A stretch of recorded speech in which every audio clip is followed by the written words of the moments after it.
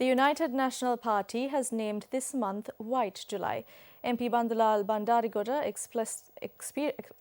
explained the concept at a media briefing held at Temple Trees today. Today is the 1st of July. July is commonly known as Black July. But this year, starting from the 1st itself, it has turned out to be a White July.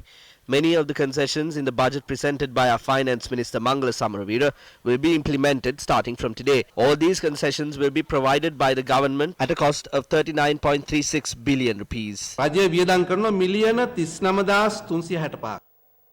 Podujana Peramuna responded to the United National Party's White July at a press conference held earlier today. The United National Party, which allowed a Black July to take place in this country, is now trying to make a White July happen. This government ruined everything and disgraced themselves. The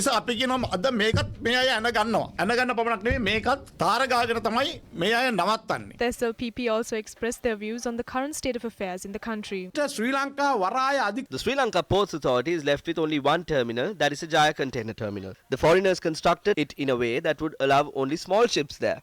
The bigger ships that operate at present cannot even come close to this terminal.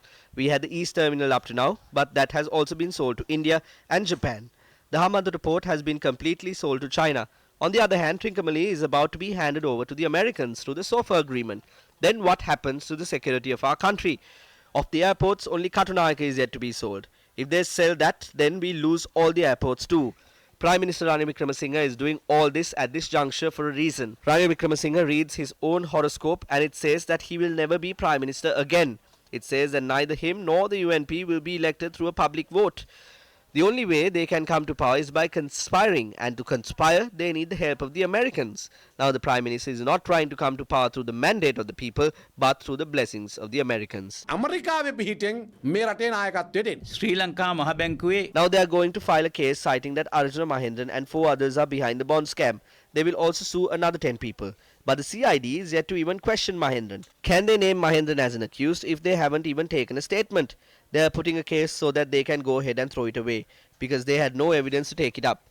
Mahendran will not be brought once they use this case. No government can come into power and sue them over this again. It was reported that on behalf of Sri Lanka, President Maithripala Sirisena made a request to the Singaporean government to extradite Arjuna Mahendran, who is the main accused in the bond scam. There is a provision in the Sri Lankan law. Another country will consider such a request only if there is a pending case against a person here in Sri Lanka, or there is space for him to be convicted of a crime in the country. We were informed previously that as there was no case filed against him, if I remember correctly, that the Prime Minister of Singapore had made a statement that Sri Lankan authorities have not notified them of any such requirement for him to be presented before the law. But now, as you report, cases have been filed against Mahendran and the other suspects before a court of law.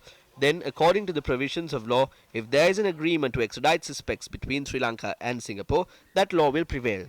If not under ordinary international law, through the Interpol or similar means, the Singaporean government can extradite these suspects to Sri Lanka as they are required to answer for their crimes before a court of law in the country.